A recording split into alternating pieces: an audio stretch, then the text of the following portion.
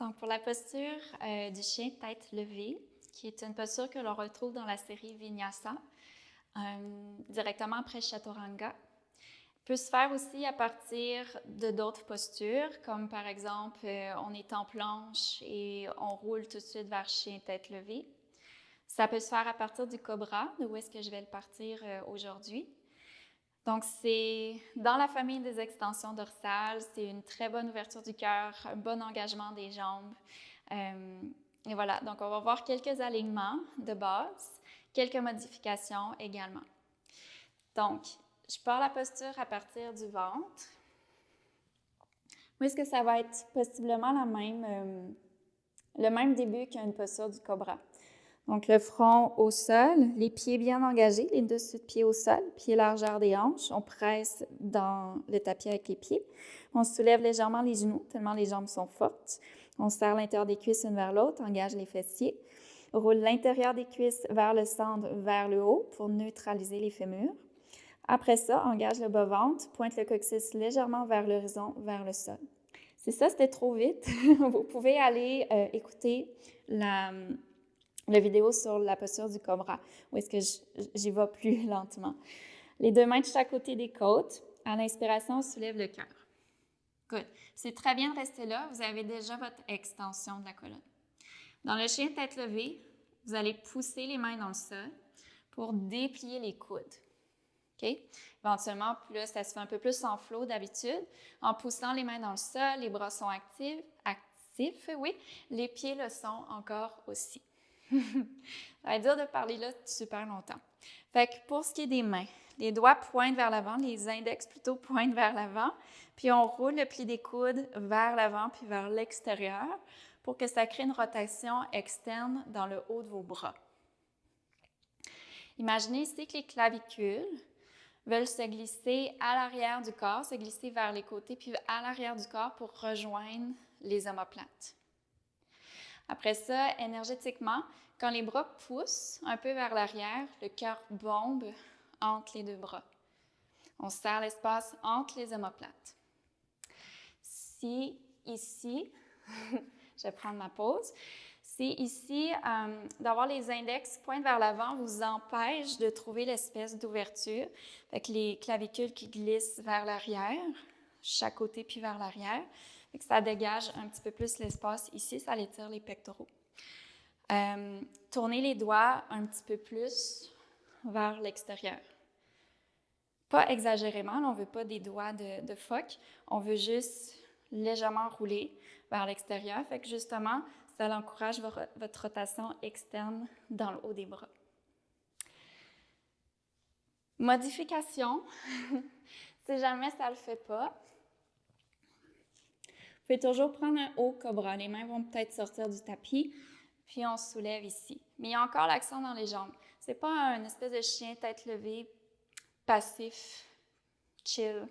On veut vraiment renforcer le corps, que votre fondation, qui est les jambes, viennent se solidifier pour que la colonne soit bien maintenue, puis que le cœur puisse rouler vers l'avant, vers le haut. Puis d'imaginer qu'on veut déposer les omoplates sur une petite tablette en arrière.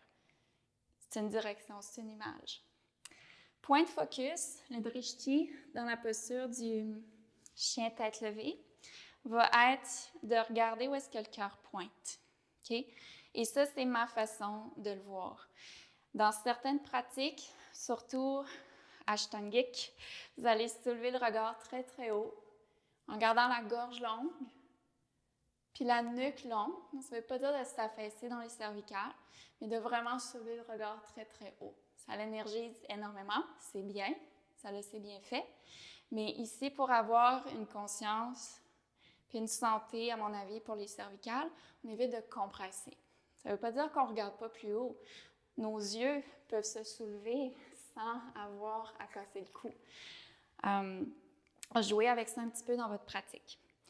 Une autre petite modification qui peut être pertinente, si l'effort dans les jambes est peut-être trop fort puis que vous avez une sensibilité au dos, des fois, ce qu'on va pouvoir faire, partir de la planche, les orteils retroussés dans le sol. Après ça, on passe vers un chaturanga. Puis on va garder les orteils retroussés pour venir dans le chien tête levée. Fait qu'en ayant les orteils retroussés dans le sol, pour certaines personnes, c'est plus accessible. Donc, à vous de le comprendre mieux dans votre corps. C'est une posture qu'on ne tient pas très, très longtemps parce qu'elle fait partie de la série Vinyasa. Donc, la planche, Chaturanga, chien tête levée, chien tête en bas. OK? Fait que vous allez la tenir beaucoup moins longtemps que ce que j'ai fait là. Peut-être justement dans le Vinyasa, vu qu'on répète, d'essayer des choses différentes.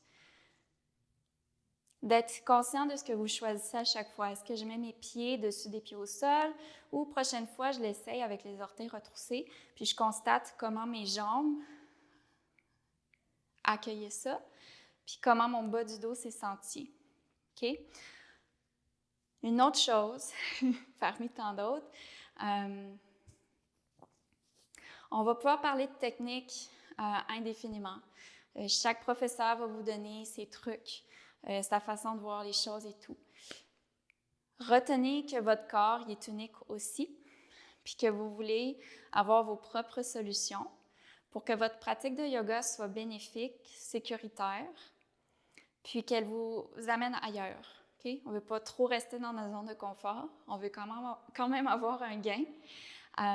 Fait que juste de rester à l'écoute de ça. Il y a des jours, peut-être que les index vont pointer vers l'avant, qu'on se sent quand même assez bien dans les épaules, qu'on se sent fort.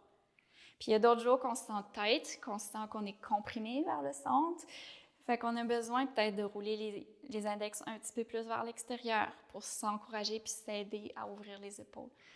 Donc, c'est de rester en contact avec soi-même puis de prendre les bonnes options le plus souvent possible, le plus souvent qu'on s'en rend compte.